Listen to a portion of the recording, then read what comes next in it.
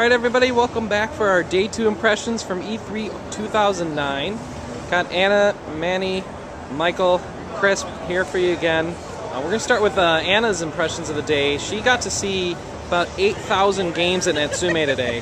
So why don't you start us off with what you got to see there. I ended up spending about 2.5 hours at Natsume. It was pretty wild. That was the bulk of my day. But before I went to Natsume, I actually went to Exceed. And I got to play Little King's story, and that was interesting.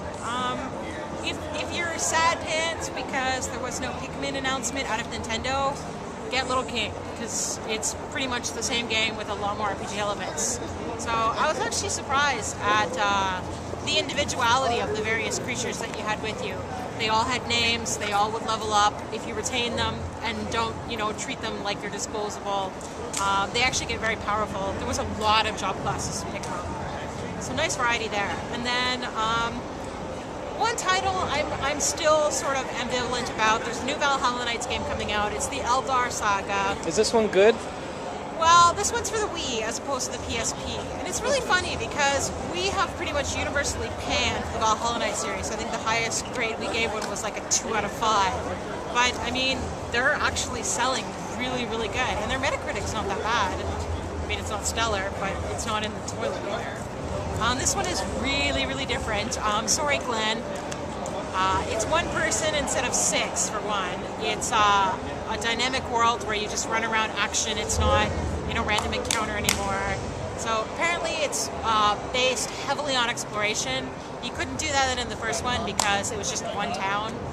So, and other than that, lots of Harvest Moon this year. Like 6 out of 14 Harvest games that Natsume had were Harvest Moon. So I got You're going to review them all, aren't you?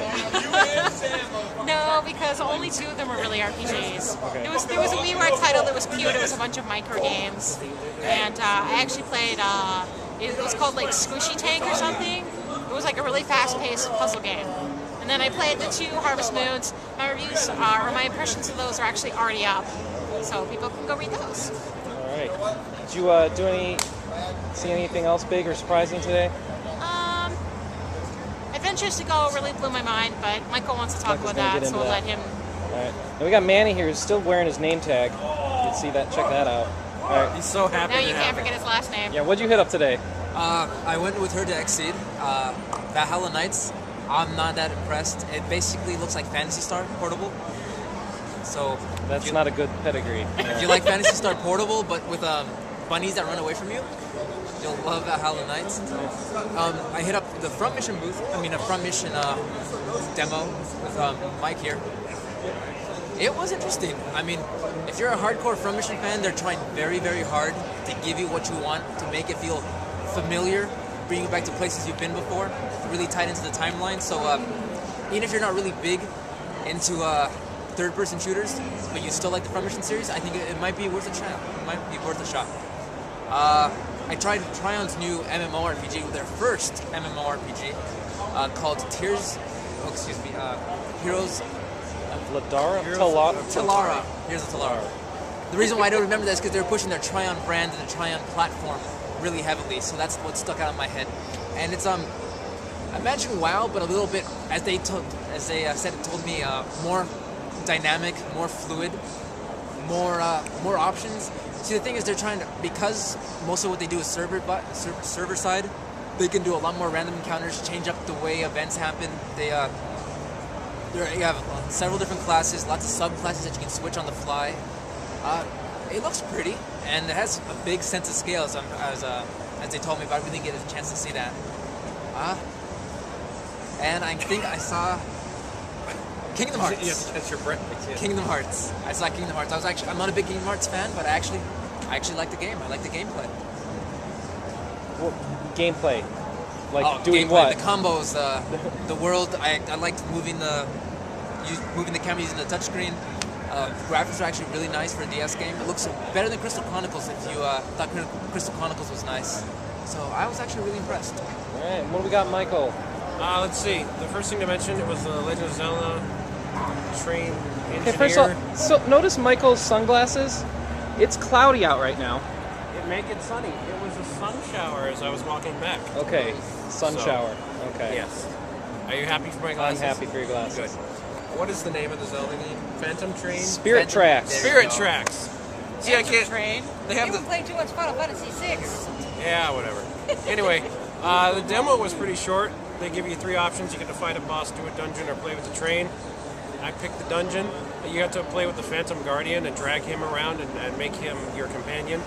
So you get to traverse lava with him or have him block fire, and he can do things you can't, like not die. So it's really nice. Yeah, we had Adventures to Go from Natsume. What is that? You know, Mac and I were talking about it. We were thinking, wow, this is like my first strategy RPG style game, but it actually turned out to be rather complex. You go into the store and you buy your adventure, and then you go and you finish the mission, and you go to town and get side quests. You can get, wings or, dog collar or something, and they're like, yeah, if you want this, you're not going to actually find a dog. You have to find a beastmaster with a dog, and I'm like, oh, that's cool, but I never saw one. And then finally I got to the point where you start getting party members, and I met a girl who thinks I should love her, but I don't. And I thought that was awesome, because her best part line was like, I know you don't like me, but you invite me to your party, so you do like me, right? And he's like, no, not one bit. So it's like every other Japanese RPG. No, usually they fall in love and everything. Oh, In this okay. case, it's like, no, I don't like you. I'm sure they'll fall in love later. I'm sorry, I'm going to cut your camera time for a second. Going off of the graphics, I really expected it to be a really, really kiddie game. But I mean, talking to the NPCs and going through the dialogue, it's very much aimed at adults. Well, I talked to Graham about it. First of all, it's a 60-hour game, so it's definitely not your No. starter game. Wow. And second of all, he says, we know it's rated E10, but it's as edgy as you're going to get for E10. We tried to make it, there's conflict. It's not like everybody's just like, I'm so happy to see you today, so that was a lot of fun. We spent an hour talking about Final Fantasy 14 in the Square Enix press conference. Yep. I hope everybody caught that in the live blog. Yeah, you can go check that on our E3 page now. Right. Read through that. And, yeah, I'm excited. Dissidia, you got an interview with Dissidia Yes, folks. we had an interview with Dissidia. They actually showed us how the fighting works, so it's not just... They showed us how the story mode works. Yes, That's a big deal. Yeah, we actually got him to bring out the PSP, and he's like, I know it's Japanese, but this is how. And every character has their own little mini story. So I hope it's more than just this is where Terra came from, this is where Cloud came from. I hope they actually get like a little adventure, but they wouldn't. The weird part was the kind of the grid-based system you walk around on for that. Yeah, you get items and encounters by walking around this like white chessboard. I was like, okay, that sounds interesting. And it sounds like there could be special characters that we haven't heard about yet. So Right, there's one unannounced North American character that they won't announce, but it's definitely exclusive to North America, which means we all know 6 months later it'll be back in Japan. Yeah. The international version. The international Dissidia. What else did you hit up? I did a lot of. I talked with NSA America, but I was going to do most of their games tomorrow, so I was waiting on that. NIS America? NIS America. I wanted to play Trinity, but I didn't really see a place to play it. Did you? No, I didn't. No. So they have the huge movies and the banners and everything, but I don't see anywhere to actually play the game. And that's. Where did my day go? Yeah, it went fast. I got sucked into long Konami press conferences and uploading videos, so got to see Brink, but not an RPG. So why don't we close this for today? Thanks for joining us for our Day 2 impressions. We got one more day of this coming at you. We're going to go out and get some food and get working on the putting interviews and such up. And if we think today was a challenge to find somewhere, tomorrow will be even better. Oh, I want to say thanks to Kevin Franklin from Slantix Games. He helped me out today. All right, thanks, Ken. All right, catch you guys tomorrow. Huh? That's what I forgot. Highly. Highly. Great. Anyone else want to plug anything? I got the camera out. Hi, Aaron. Oh, okay, great. Heavy Rain is amazing.